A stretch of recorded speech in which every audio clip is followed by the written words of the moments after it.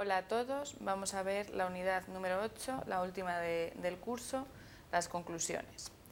Bien, en esta unidad, que como decía es la conclusión, la última del curso sobre Juan Antonio Guirado y la pintura entrerealista, vamos a ver una serie de conclusiones que nos puedan interesar para poder cerrar bien el curso y ver lo más destacado que hemos estado estudiando hasta ahora. También vamos a añadir algunos elementos nuevos que nos van a ofrecer un poco de perspectiva sobre el pintor andaluz y vamos a hablar también sobre la evaluación final para dar algunas claves para poder hacerla lo mejor posible.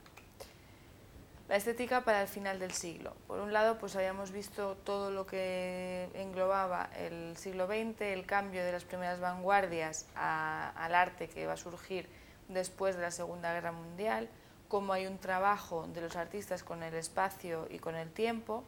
también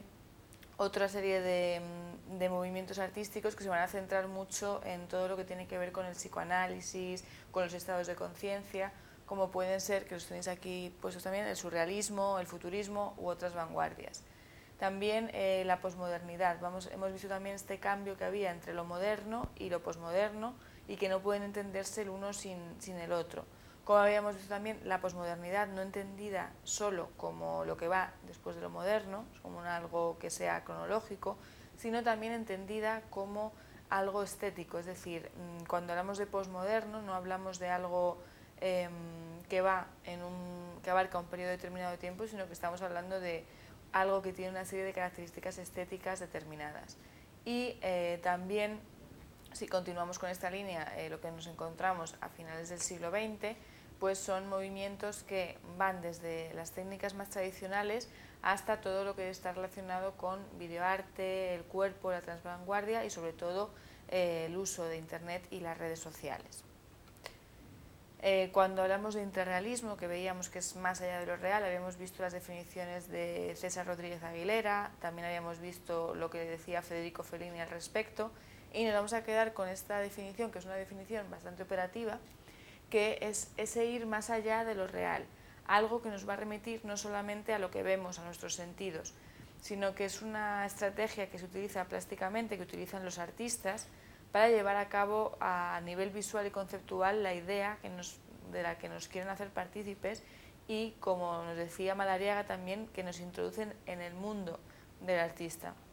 En el caso del desarrollo de la obra de Guirado, por un lado vamos a ver que es un interrealismo abstracto y un interrealismo figurativo, y muchas veces los encontramos conjuntamente dentro de su obra. Es decir, vamos a ver las siluetas, estos rostros que encontramos, que como decíamos, pues la obra de Guirado no es una obra que se entienda a primera vista, sino que es una obra que va vista varias veces para generar precisamente estas capas y estos grados de reflexión y de visualización de su obra. Aquí, en estas pequeñas pinceladas con las que vamos un poco más allá de lo que hemos visto durante el curso, pues destacamos tanto el expresionismo abstracto como el Bosco, porque se le llamó, ¿no? Tiene mucha de su obra, podemos ver la influencia de grandes genios, entre ellos el Bosco claramente y Dalí. En el sentido Dalí mucho en la técnica, es decir, una técnica de una pintura muy diluida, muy trabajada, que cuando uno ve la pintura en vivo y en directo parece casi un póster, ¿no? Que es lo que muchas veces también nos ocurre cuando vemos este óleo diluido de las obras de Dalí. En la relación con el Bosco tiene una relación en cuanto a temática, en cuanto a todas estas formas y figuras que se van representando y que tienen una carga simbólica bastante grande.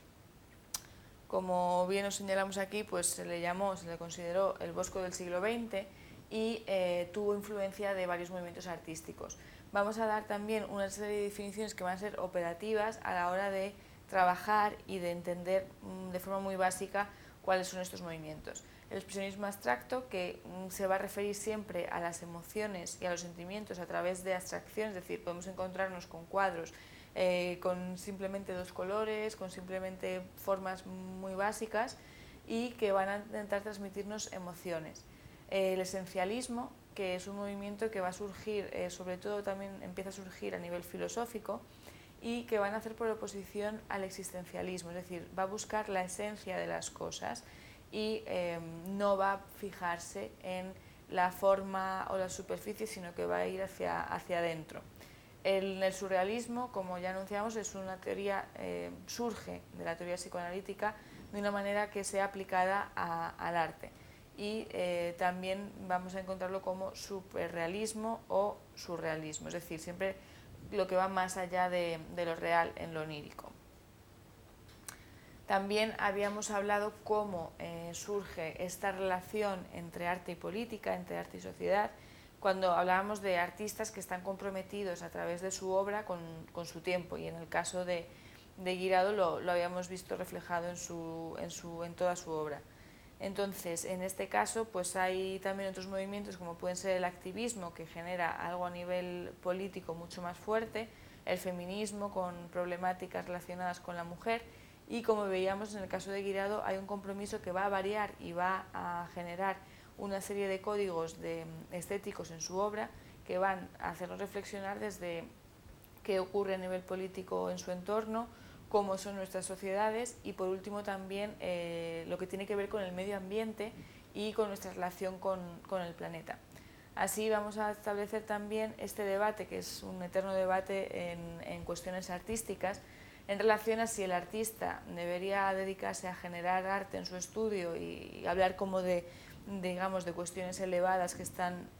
cerradas en sí mismas, o si el artista, tal y como se pretendía hacer durante las primeras vanguardias, tiene que utilizar el arte como una herramienta y tiene que estar presente en el mundo y en la sociedad. Entonces ahí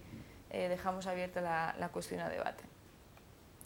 En cuanto a técnica y temática, que también habíamos hablado sobre esto en Guirado, también vamos a ver cómo, dependiendo de qué temas queramos generar o queramos tratar, los artistas deciden utilizar unas técnicas, unos formatos u otros, ¿no? Por ejemplo,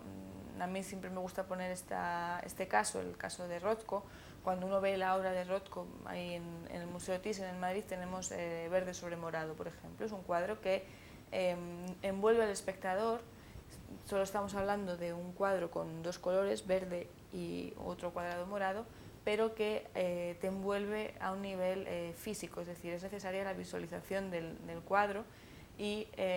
es la dimensión precisamente la que hace toda la labor que nos pretende transmitir con la reflexión Rothko en el cuadro. En el caso de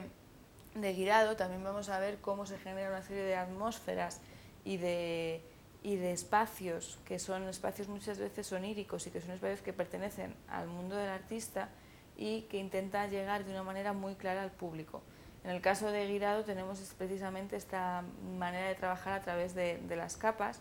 que por las temáticas en las que se mueve también apoyan con los formatos y con este tipo de técnica lo que nos quiere transmitir. En cuanto a las claves metodológicas del análisis artístico, hasta ahora a lo largo de todo el curso de los dos módulos hemos visto una serie de herramientas metodológicas que pertenecen a diferentes disciplinas, pero que nos van a permitir analizar el objeto, en este caso artístico, en su completitud. Hemos visto el análisis de contenido, la realización de fotografías, la réplica o reproducción de técnicas o estilos, y en el caso del análisis artístico vamos a ver enfrentado desde un plano teórico o llevar a cabo una realización de una investigación artística desde la práctica, es decir, nuestra manera de aproximarnos a la obra, en este caso de Guirado o en el caso de cualquier otro artista, puede ser siempre desde una perspectiva más analítica, una perspectiva más teórica, en el que vamos a generar estas ideas a través del contexto, a través de la técnica, a través de las cosas que podemos observar como espectadores y como críticos, o hay otra manera de acercarse también a este tipo de manifestaciones artísticas que va a ser desde la propia práctica. Al igual que los artistas se acercan a ellos, abordan, digamos, los problemas que surgen a nivel artístico, como os hemos puesto aquí el caso de Duchamp y los ready-mades. Ante un problema social artístico, el artista genera a través de la práctica este tipo de trabajos. Nosotros como críticos podemos realizarlo también desde esta perspectiva teórica o de una perspectiva práctica. A lo largo de este curso lo hemos trabajado siempre desde esta perspectiva más teórica. Bien, llegamos a lo que es el sistema de evaluación que se va a utilizar para finalizar el curso. Y bueno, tenéis también dentro de todo lo que es la información del curso archivos con el sistema de evaluación, los criterios que tenéis que tener en cuenta y la puntuación, pero simplemente pues en este último tema recogemos lo que van a ser, por un lado, pues las 4 cosas que tenéis que tener en cuenta a la hora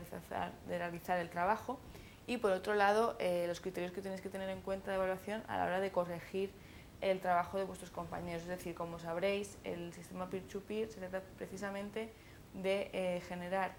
entre pares la evaluación. Entonces, básicamente lo que pretendemos con este final del curso es que podáis empecéis a realizar artículos científicos que, más allá de que sirvan para este curso, os puedan servir para poder presentarlos a revistas, poder empezar a generar una serie de trabajo académico que puede ir más allá del propio curso. Entonces aquí tenéis un poco cuáles son las claves para poder ir haciéndolo, qué estructura y qué partes tenéis que seguir. Los criterios de evaluación, pues a nivel formal, a nivel pues, ortografía, maquetación, sintaxis, etcétera. A un nivel de aplicación de los parámetros que hemos estado viendo y estudiando a lo largo del curso, si están presentes o no. Y también pues, los aspectos técnicos que tienen que ver con las publicaciones científicas, si se adecúan o no a ello. Por tanto, pues la puntuación va a ser siempre de 1 a 3 y cumpliendo todos estos criterios de los que hemos hablado a nivel de evaluación. Para terminar, también dentro de todos los documentos y material extra que tenéis del curso, pues nos quedamos con los manuales que hemos visto de Historia del Arte, de Estética, Adorno y otros ensayos que pueden ser interesantes. Y para todo lo que tiene que ver con Juan Antonio Guirado, pues la página web de Guirado State, que es esta colección que continúa con el legado del artista.